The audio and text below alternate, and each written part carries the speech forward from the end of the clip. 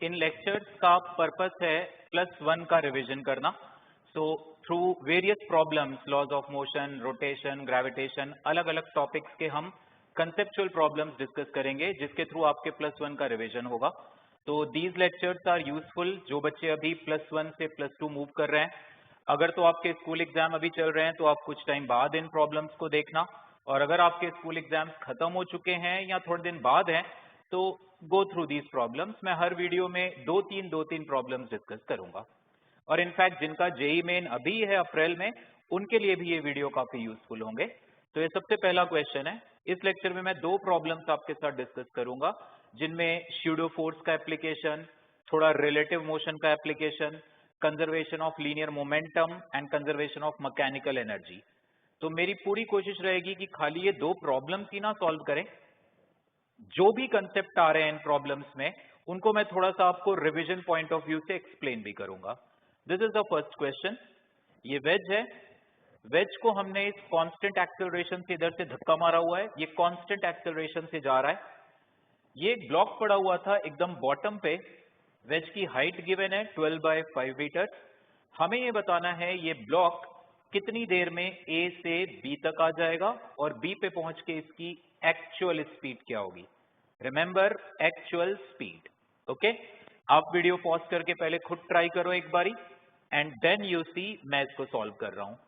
Now इस तरह की सिचुएशंस में जहां पर वेज अगर स्मूथ है, वी हैव सीन दैट कि अगर ब्लॉक और वेज के बीच में कोई फ्रिक्शन नहीं है, आप इस वेज को अगर एक्सेलरेट कराते हो with an acceleration A = G tan theta, तो देन ये ब्लॉक और वेज ये दोनों एज अ सिंगल बॉडी एक साथ मूव करते हैं, ब्लॉक स्लिप नहीं करता वेज पर। इस क्वेश्चन में जो एक्सेलरेशन है 10, दैट इज 10 मीटर पर second square, G tan theta की वैल्यू कितनी है? G tan थीटा की वैल्यू, G को मैं 10 लेके चल रहा हूं, tan 37 इज 3/4, ये वैल्यू आ रही है 7.5। तो इसका मतलब हमने जो एक्सेलरेशन दिया है 10, वो इस G tan थीटा से ग्रेटर है, तो इसका मतलब ये ब्लॉक वेज के रिस्पेक्ट में ऊपर जाएगा। अगर एक्सेलरेशन होता G tan थीटा से कम तो इसने नीचे आना था। सो अगर मैं इस ब्लॉक को वेज के फ्रेम से एनालाइज करूं तो this is the incline plane, ये block. Of course we know that जब ये मूवेबल वेज पे ब्लॉक होता है, इट्स बेटर कि आप इस ब्लॉक को वेज के फ्रेम से एनालाइज करो, क्योंकि जब आप वेज के फ्रेम में हो तो आपको ये ब्लॉक अलोंग द इंक्लाइन ही चलता हुआ दिखाई देगा। ग्राउंड फ्रेम से क्या होगा? ग्राउंड फ्रेम से ये पीछे आने के साथ साथ वेज के साथ आगे भी जा रहा होगा। सो ग्राउंड फ्रेम से हमें इस ब्लॉक के एक्सेलरेशन का डायरेक्शन अभी नहीं पता। Again I am repeating, wedge के रिस्पेक्ट में ये ऊपर आ रहा होगा और वेज के साथ साथ ये आगे भी बढ़ रहा होगा, तो इसका नेट एक्सेलरेशन ग्राउंड से देखने पे किधर होगा? We don't know that. तो इसीलिए कभी भी ऐसे क्वेश्चंस आते हैं जहां पे वेज मूवेबल है, आप ब्लॉक को वेज के रिस्पेक्ट में एनालाइज करो। तो ये रहा ब्लॉक। एक्चुअल में जो mg का कंपोनेंट है इधर की ओर आएगा, that is mg sin theta, और जो स्यूडो फोर्स आएगा, क्योंकि ये वेज आगे जा रहा है विद एन एक्सेलरेशन a0, तो स्यूडो फोर्स पीछे आएगा ma0, उसका कंपोनेंट ऐसे ऊपर की ओर आएगा, that is ma0 cos theta. तो इस ब्लॉक का एक्सेलरेशन इस डायरेक्शन में a रिलेटिव, वो हम देख ही चुके हैं कि इसने ऊपर जाना है। So what we will get, the relative acceleration will be equal to a0 cos theta minus g sin theta, ये आ जाएगा एक्सेलरेशन। m की वैल्यू कैंसिल हो जाएगी, वो मैंने डायरेक्ट लिख दिया। a0 हमें कितना गिवन है? 10। cos 37 कितना होता है? 4/5। g इंटू साइन 37 कितना है? 3/5। ये एक्सेलरेशन आ जाएगा 2 मीटर पर second square. This is the acceleration of the block as seen by a person on wedge। ठीक है, ये एक्सेलरेशन आ गया। नाउ ये डिस्टेंस कैलकुलेट कर लेते हैं s। So what we have is sin of 37 degree is equal to 12/5 s ये आ जाएगा, तो s की वैल्यू हमारे पास आ जाएगी 12/5 इंटू साइन 37 है 3/5, तो यहाँ से ये 4 मीटर्स आ जाएगा इस इंक्लाइन प्लेन की length. And now using s equal to half a relative into t square, मतलब एज्यूमिंग दैट कि ये वेज और ये ब्लॉक शुरू में रेस्ट पे थे and then we started exerting a force जिससे ये वेज 10 से एक्सेलरेट हुआ, ठीक है। तो इनिशियल वेलोसिटी 0 थी, तो ut वाला टर्म यहाँ पे गया, s है 4 मीटर, रिलेटिव एक्सेलरेशन आ रहा है 2 टी स्क्वायर, तो इसको सॉल्व करेंगे, दिस कैंसल, टाइम आ जाएगा 2 सेकेंड, यानी इस ब्लॉक को ऊपर जाने में 2 सेकेंड लगेंगे, ठीक है। नाउ वी ऑल्सो नीड कि ये ब्लॉक जब ऊपर पहुंचेगा तो इसकी स्पीड क्या होगी, ठीक है। तो उसके लिए थोड़ा सा रिलेटिव मोशन का कंसेप्ट हम यूज करेंगे। पहले वेज की वेलोसिटी निकाल लेते हैं 2 सेकेंड के बाद। सो v equals u plus at use किया, वेज का एक्सेलरेशन है 10, ये वेज की velocity I am calculating, into 2, तो वेज की वेलोसिटी आ रही है 20 मीटर्स पर सेकेंड, और ब्लॉक की वेलोसिटी निकाल लेते हैं relative to wedge, that is u relative plus a relative into t, that is 0 plus a relative था 2 और टाइम भी था 2, this is equal to 4 metres per second. ये हमारे पास ब्लॉक की वेलोसिटी आई with respect to wedge, but we want actual velocity, तो उसके लिए अब हमें रिलेटिव मोशन का कंसेप्ट यूज करना पड़ेगा। आप इसको नोट कर लेना वीडियो को पॉज करके wherever you want. Now देखना इधर, बेसिक आइडिया मैं आपको दे रहा हूं रिलेटिव मोशन का। ये पर्सन है, अगर इस पर्सन की वेलोसिटी इधर है 10 मीटर्स पर सेकेंड, ठीक है, और ये पर्सन है A, ये पर्सन है B, B की एक्चुअल वेलोसिटी इधर है 4 मीटर्स पर सेकेंड, ये एक्चुअल वेलोसिटी है B की, ठीक है। मेरे को चाहिए what is the velocity of B as seen by A, तो क्योंकि A as seen by A, तो यहां पर ऑब्जर्वर कौन है, A 10 से जा रहा है इधर, तो A को हर चीज 10 से पीछे जाती हुई दिखाई देगी, तो इसलिए अगर हमें पता करना है A को B कैसे मूव होता हुआ दिख रहा है, तो B की एक्चुअल वेलोसिटी में A की वेलोसिटी का रिवर्स इधर को ऐड करो 10, तो 4 माइनस 10 यानी 6 इधर, तो A को लगेगा कि B जो है 6 से इधर आ रहा है। ये थोड़ा सा शॉर्टकट सा है, अदरवाइज प्रॉपर मेथड है आपके पास, velocity of B with respect to A, that is equal to velocity of B minus velocity of A। B की वेलोसिटी कितनी है 4i कैप, A की वेलोसिटी कितनी है 10i कैप, तो ये आ गया माइनस 6i कैप। ऐसे भी आंसर आएगा तुम्हारे पास, बट थोड़ा इसको ऐसे सीखो। अगर तुम कार में 60 किलोमीटर पर आवर पे इधर जा रहे हो एंड तुम चाहते हो यार मुझे किसी की वेलोसिटी अपने रिस्पेक्ट में चाहिए, तो उसकी जो भी वेलोसिटी है उसमें 60 इस तरफ उल्टे डायरेक्शन में ऐड कर दो, ओके, वन थिंग। दूसरी बात, मान लो हमें ऐसे गिवन हो, जो हमें इस क्वेश्चन में जरूरत होगी, कि A 10 से इधर जा रहा है और A को ये दिख रहा है कि B इधर जा रहा है 2 मीटर पर सेकेंड से, बात समझना मेरी, A को B 2 से जाते हुए दिख रहा है, तो इसका मतलब है वो जो मैंने अभी भी बताया था ना कि अपनी वेलोसिटी का उल्टा ऐड करो, वो ऑलरेडी ऐड हो चुका है, क्योंकि this is the velocity of B as seen by A, तो A की वेलोसिटी, एक A ऑब्जर्वर था, तो B में तुमने जो 10 ऐड करना था वो ऐड हो चुका है, उसे वापस रिवर्स डायरेक्शन में, सो 10 इधर कोई, तो B की एक्चुअल वेलोसिटी हो जाएगी 12। समझ में आ रही बात? अगर तुम्हें किसी की एक्चुअल वेलोसिटी पता है और अपने रिस्पेक्ट में चाहिए, तुम 10 से जा रहे हो तो 10 उल्टा, तुम्हारे रिस्पेक्ट में उसकी वेलोसिटी V है और तुम्हारी 10 है, तो अपनी वाली उसमें सेम डायरेक्शन में ऐड करके एक्चुअल वेलोसिटी मिलेगी। तो ध्यान से क्वेश्चन देखो, तुम्हें उस बंदे की एक्चुअल वेलोसिटी गिवन है या ऑलरेडी तुम्हारे रिस्पेक्ट में वेलोसिटी गिवन है। आई एम रिपीटिंग इट अगेन, तुम्हारे रिस्पेक्ट में गिवन है तो अपने ही डायरेक्शन वाला 10 जोड़ो, एक्चुअल गिवन है तो उल्टी साइड वाला 10 ऐड करो, ठीक है। और नहीं समझ में आती बात तो फिर वो आई कैप जे कैप वाला मेथड तो है ही है, velocity of B with respect to A, that is equal to velocity of B minus velocity of A। b with respect to a इस बारी हमें गिवन है 2i कैप और तुम्हें b एक्चुअल वेलोसिटी चाहिए थी, दैट इज 10, तो ये 10 इधर आके ऐड होगा, 12i कैप आ जाएगा। बट आई सजेस्ट वो बेटर है, इवन 2D में, इवन 3D में भी उसी तरह से आप तेज सॉल्व कर सकते हो। आपको जेई मेन, जेई एडवांस में कहीं ना कहीं, जेई एडवांस में वैसे स्पीड नहीं चाहिए होती है, अच्छे लेवल के क्वेश्चंस होते हैं, आपके कंसेप्ट क्लैरिटी अच्छी है, आप कर लोगे, स्पीड में जरूरत नहीं है, बट जेई मेन में तो चाहिए स्पीड। तो इस तरह से प्रैक्टिस करो, it is all about practice. पहली बार में, दूसरी बार में सिली मिस्टेक्स होंगी, धीरे धीरे प्रैक्टिस से वो मिस्टेक्स कम हो जाएंगी। तो अब इस क्वेश्चन में आते हैं। So now in this question ये एंगल गिवन है हमें 37 डिग्री, ये ब्लॉक वेज के रिस्पेक्ट में इधर जा रहा था एट 4 मीटर्स पर सेकेंड, इसको ब्रेक कर देते। अब ये काइंड ऑफ 2D है, तो इस 2D वाले रिलेटिव मोशन में मैं वही कंसेप्ट यूज करूंगा जो भी मैंने बताया आपको।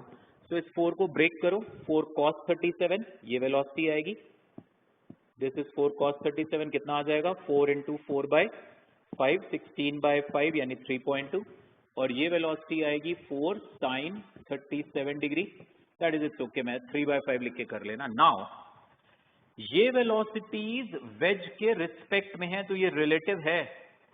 इस बंदे को दिख रही है ये वेलोसिटी जो खुद किस स्पीड पे जा रहा है, 20 की स्पीड पे खुद जा रहा है, तो ये वाली ब्लॉक की वेलोसिटीज इसके रिस्पेक्ट में है, क्योंकि ये वर्टिकल नहीं चल रहा, तो इसको वर्टिकल डायरेक्शन में जो वेलोसिटी दिख रही है वो सही है, यानी इस ब्लॉक की y एक्सिस के अलोंग वेलोसिटी यही है 4 sin 37, x के अलोंग ये ऑलरेडी रिलेटिव है, तो अब मुझे इसका मतलब है इस डायरेक्शन में 20 ऐड करना पड़ेगा।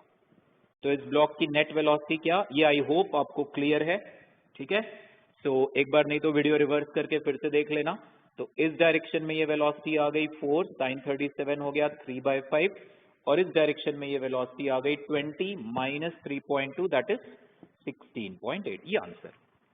मान लो मैं इसी क्वेश्चन में ऐड कर देता कि बताओ इस ब्लॉक की मैक्सिमम हाइट क्या है टेबल से, तो फिर ये वाली हाइट प्लस vy²/2g, ये वाली वेलोसिटी का square, this is square by 2g, यहां से ये और इतनी हाइट तक और ऊपर राइज करता, ठीक है। और भी क्वेश्चंस बनाया जा सकता है, क्योंकि एक बार ये ब्लॉक वेज को धक्का मारा, ब्लॉक ऊपर आते आते जब यहाँ पे वेज के साथ कांटेक्ट छोड़ेगा, it will go in projectile motion. तो इसी क्वेश्चन में आगे प्रोजेक्टाइल का कनेक्ट करके और क्वेश्चन बनाया जा सकता है, ठीक है। नोट कर लो इसको आप अच्छे से। नाउ नेक्स्ट क्वेश्चन एक और डिस्कस करते हैं इस वीडियो में।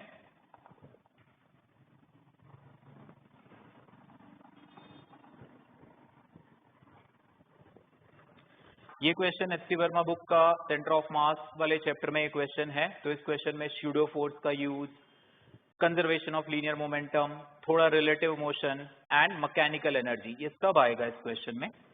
ये वेज है हमारे सामने,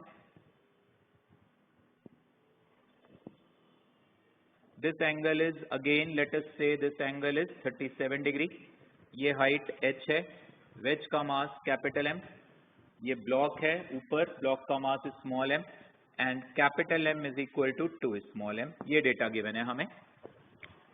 कोई फ्रिक्शन नहीं है कहीं पर, all contact surfaces are smooth, ठीक।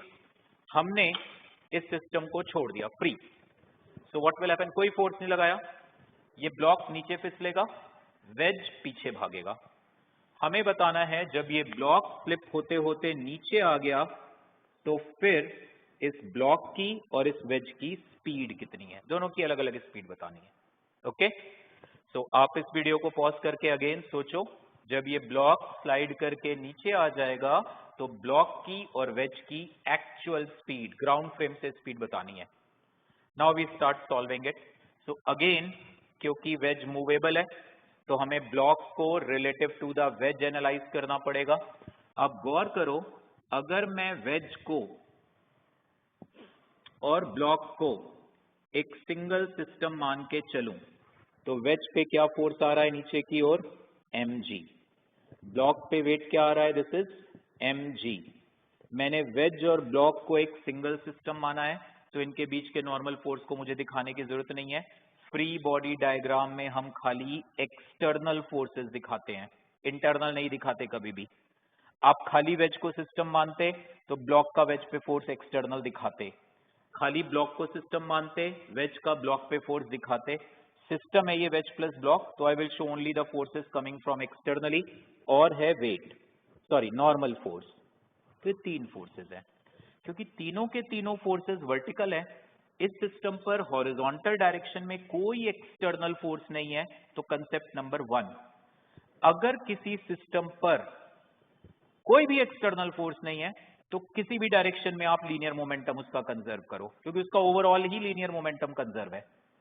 लेकिन अगर किसी सिस्टम में किसी पर्टिकुलर डायरेक्शन के अलोंग एक्सटर्नल फोर्स नहीं है, जैसे यहाँ पे हॉरिजॉन्टल डायरेक्शन में कोई एक्सटर्नल फोर्स नहीं है, तो हॉरिजॉन्टल डायरेक्शन में मोमेंटम कंजर्व करेंगे। ठीक है, तो जब ये ब्लॉक स्लाइड होता होता नीचे आएगा, दिस वेज, ये ब्लॉक, अगेन मैं ब्लॉक के मोशन को रिलेटिव टू द वेज देखूंगा, क्योंकि फिर वही प्रॉब्लम है, मुझे इसका एक्चुअल डायरेक्शन ऑफ मोशन नहीं पता। इस बारी ये नीचे स्लाइड होने के साथ साथ वेज के साथ पीछे भी हट रहा है, तो नेट मोशन इसका किस तरफ है I do not have any idea. तो इसलिए relative to the wedge block इधर जा रहा है और वेज इधर जा रहा है विद वेलोसिटी लेट अस से v1। तो ये दो अननोन है, तो मेरे को दो इक्वेशंस चाहिए, क्वेश्चन सॉल्व हो जाएगा। ठीक है, vr and v1। So we will write total initial linear momentum in the horizontal direction is equal to final horizontal। शुरू में ब्लॉक भी रेस्ट पे था, वेज भी रेस्ट पे था, तो initially this linear momentum was 0, finally now, गौर से सुनना, ब्लॉक की वेलोसिटी को ब्रेक करेंगे इधर, दिस एंगल इज थीटा, तो ये आ जाएगा वी आर कॉस थीटा, और नीचे वाला मुझे नहीं चाहिए, I am only interested in horizontal components.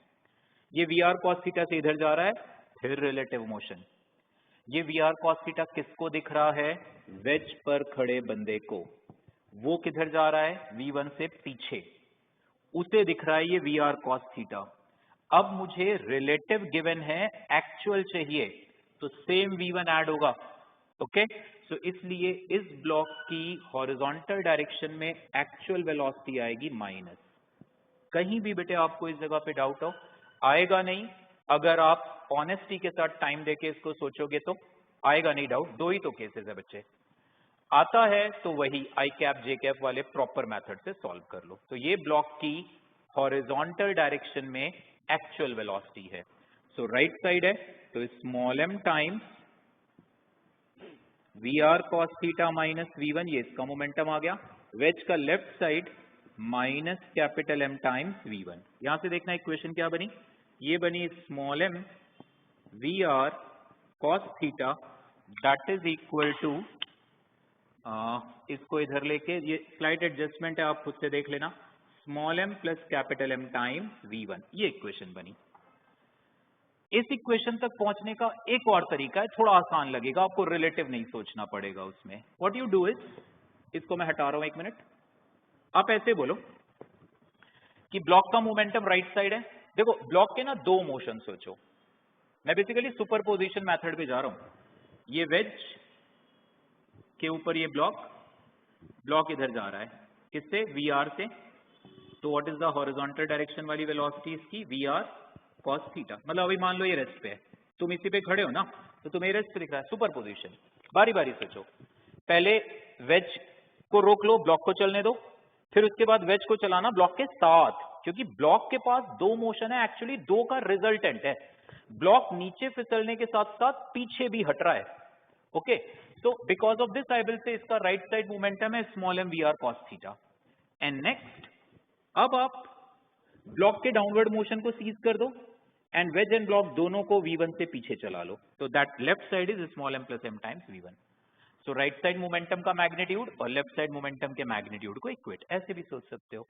Okay, I am repeating it, small m v r cos theta right, अभी आपने वेज को मान के चला है, वो रेस्ट पे है, तुम वेज के रिस्पेक्ट में ही देख रहे हो, and then block along with the wedge पीछे आ रहा है v1 से।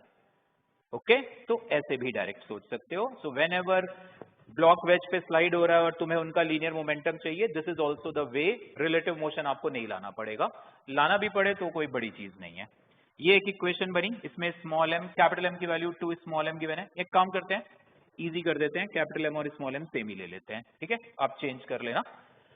सो capital M equal to small m हमने ले लिया, तो यहां से हमारे पास आ जाएगा वी आर कॉस थीटा, ये दोनों बराबर हैं तो that is 2v1।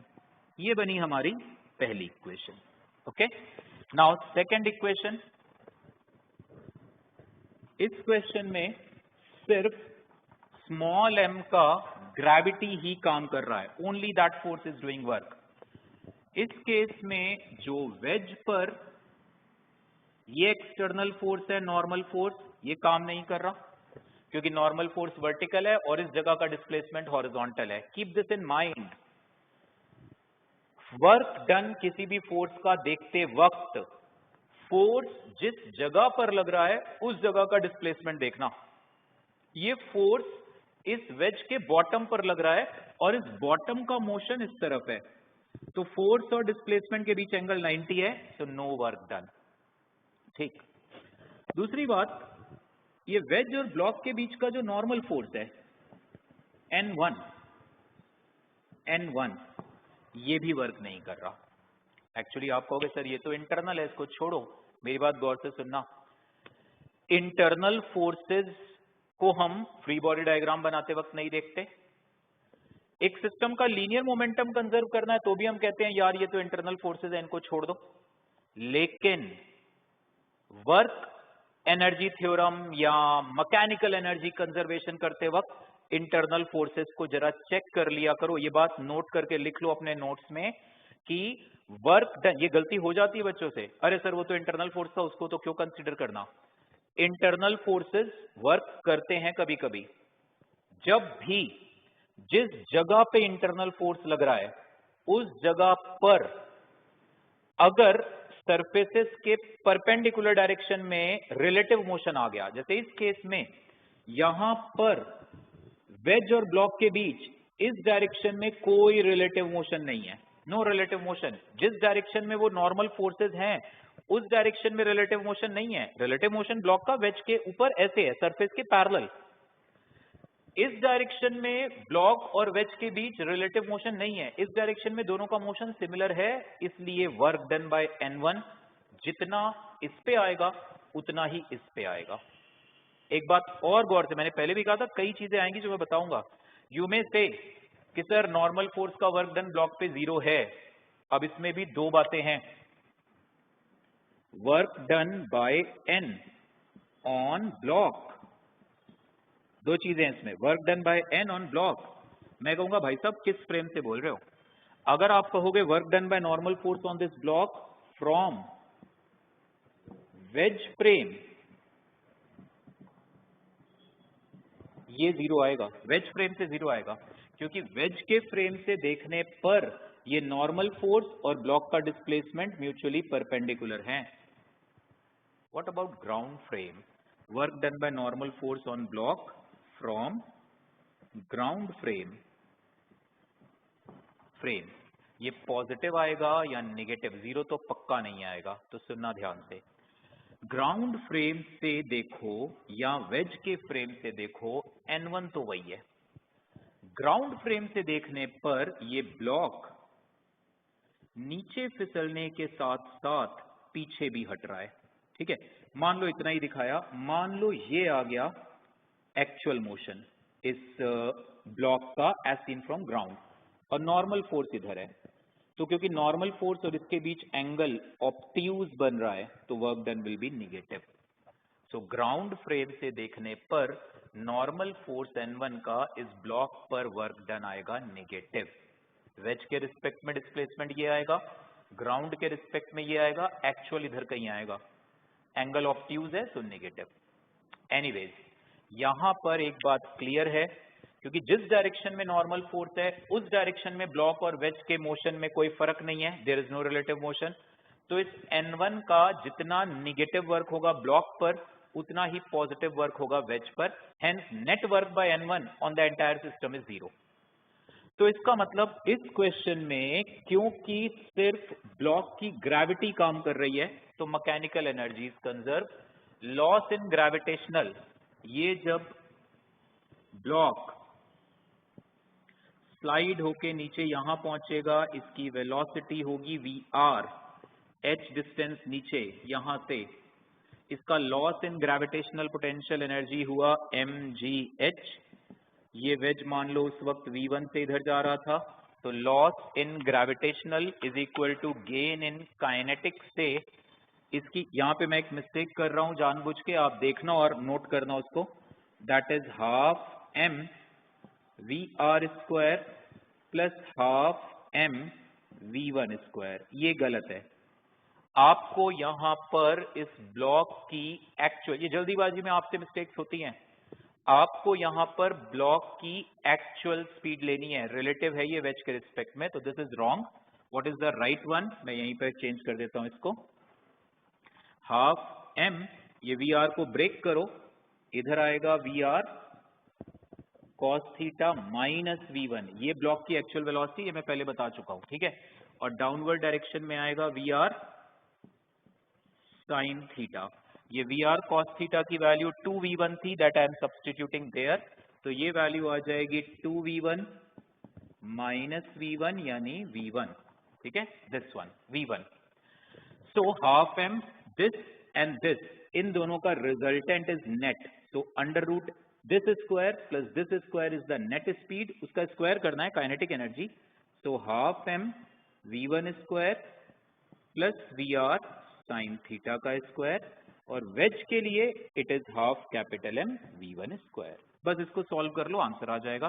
Small m और कैपिटल M बराबर है, उसे तो कैंसिल कर दो, तो ये 2 को इधर ले आओ, 2GH that is V1 square plus VR की वैल्यू कितनी है, VR है 2V1 बाय कॉस थीटा, तो this is actually half m, ये स्क्वायर नहीं आएगा बेटे, भाई मेड मिस्टेक, यहाँ स्क्वायर आएगा, ओके, क्योंकि हाफ m V नेट का स्क्वायर था ना, और V नेट था under root V1 square plus VR sine theta का स्क्वायर, तो V1 स्क्वायर प्लस VR की जगह आ जाएगा 2V1 by cos theta, so 4V1 square by cos square theta into sine square theta plus V1 square by 2, तो यहाँ से आ जाएगा 2GH is equal to V1 square plus 4 V1 square sine theta by cos theta, tan theta, tan 37 is 3 by 4, उसका square 9 by 16 plus V1 square by 2,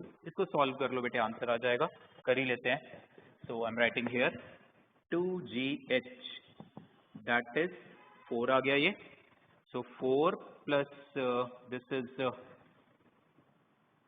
ये भी 4 आ रहा है, सो 9 बाय 4 है, सो 4 LCM, तो ये आएगा 4 plus 9 plus 2 into V1 square, तो यहाँ से ये आ जाएगा 2GH is equal to 15 by 4 V1 square, यहाँ से हमारा आंसर आ जाएगा, ठीक है।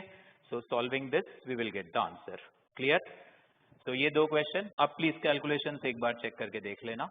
तो सिमिलरली नेक्स्ट वीडियो में मैं कुछ और 2-3 अच्छे कंसेप्चुअल प्रॉब्लम, इससे भी और अच्छे लेवल के बेसिक, क्योंकि जो इस लेवल से नीचे वाले हैं वो आप खुद स्पीड में करने की सॉल्व करो अच्छे से फॉर जेई मेन, इस लेवल से भी और ऊपर वाले वो हम लेक्चर्स में, but when ever I discuss these questions in lectures you make sure कि जहां पे मैं प्रॉब्लम आपको समझा दूं उसके बाद आप वीडियो को पॉज करके खुद सॉल्व करो, ठीक है।